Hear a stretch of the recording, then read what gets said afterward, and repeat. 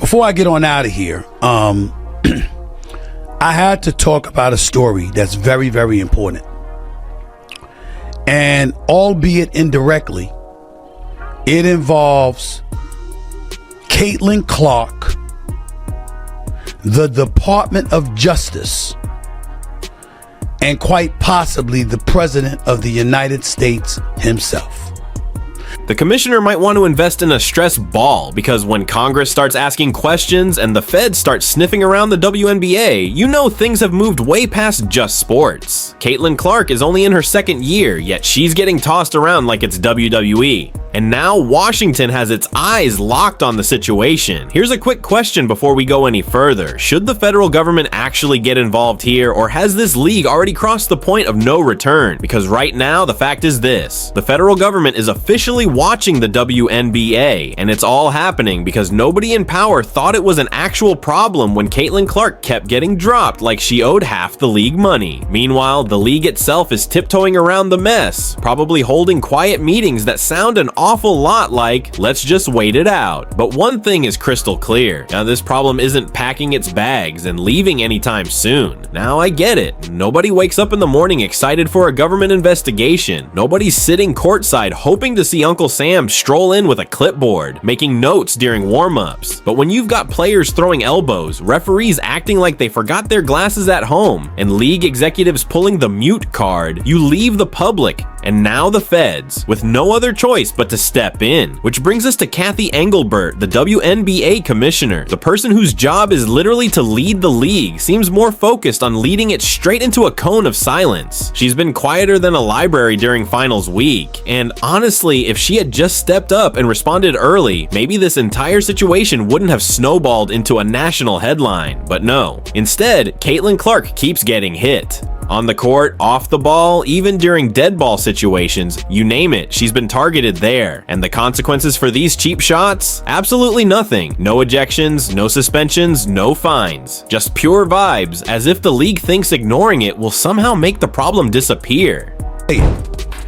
But one thing I will not do is take credit for this. I am looking at the Wall Street Journal. The author of the article is a guy by the name of Sean McLean. Let me read to y'all the opening couple of graphs, because I want you to hear the impact of this. This is serious. This is serious. And I could say it with my team here, having the footage and the receipts to back me up. I could be in that I told you so mode. I really, really could. But I ain't going to do that, because I'm in a good mood. I'm going to be chill. But I could be saying I told you so. Because let me read this to you. The trio of major blows that set this entire federal storm in motion. First, Kennedy Carter's now infamous blindside check, and the ball wasn't even in play.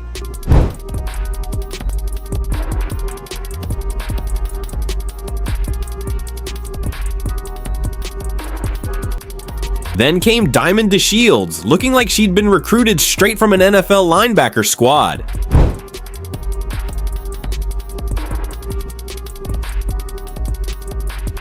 Add Marina Mabrey, delivering what could pass more for an assault charge than a defensive stop.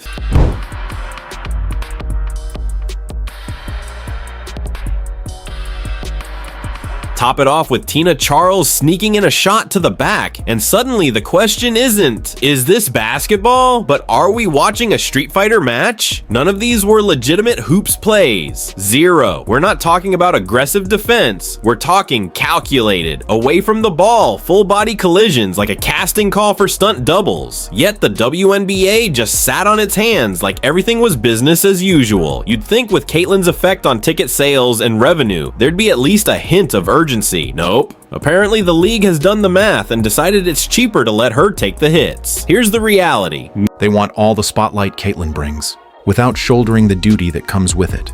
She fills arenas, boosts TV numbers, moves jerseys, drives app downloads, and in exchange, she gets blindsided and rib-checked while the league stares at the ceiling. Silence isn't neutral here, it's complicity. And now that silence is exactly why Indiana Senator Jim Banks finally drew the line. He fired off a formal letter to the WNBA, not some PR-polished response, but a federal-level demand for answers on why they keep ignoring foul after foul, shove after shove. He's not pushing for VIP-level privilege, just standard protection that any star in a pro league should get. And when the Wall Street Journal dropped a piece suggesting Caitlyn's civil rights could be at stake, that wasn't just hot take journalism. That was a flare in the sky. If one of the most credible financial news outlets in the US says, this could cross legal lines, you'd better believe people are listening. Then you have Stephen A. Smith, and love him or hate him, his words get traction.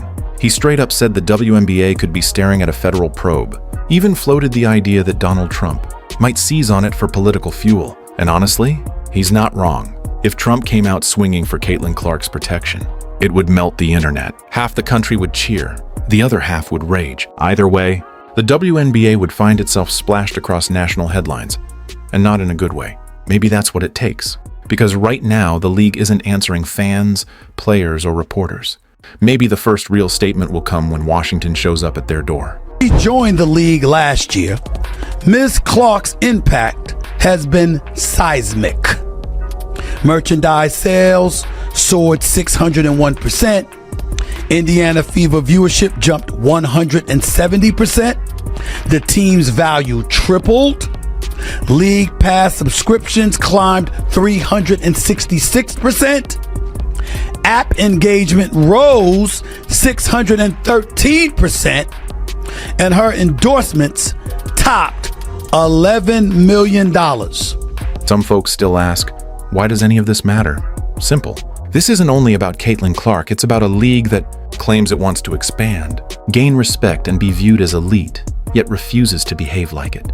You can't market a player as your crown jewel, relocate games to bigger venues for her, hike ticket prices, run her face in every ad spot, then act shocked when people demand her safety. Supporters are traveling state to state just to watch her. Kids wear her jersey with pride. Families are spending money they can't comfortably spare to see her on the court.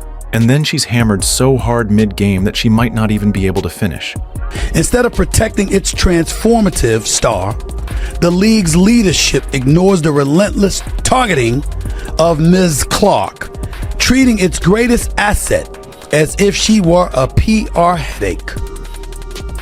That approach could turn into a legal liability for the WNBA.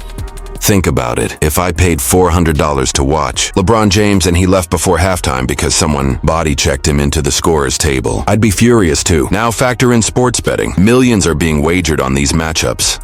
When referees consistently miss blatant fouls on a marquee player, it's not just poor officiating anymore. It starts to look shady. And when money enters the picture, shady can quickly lead to federal scrutiny.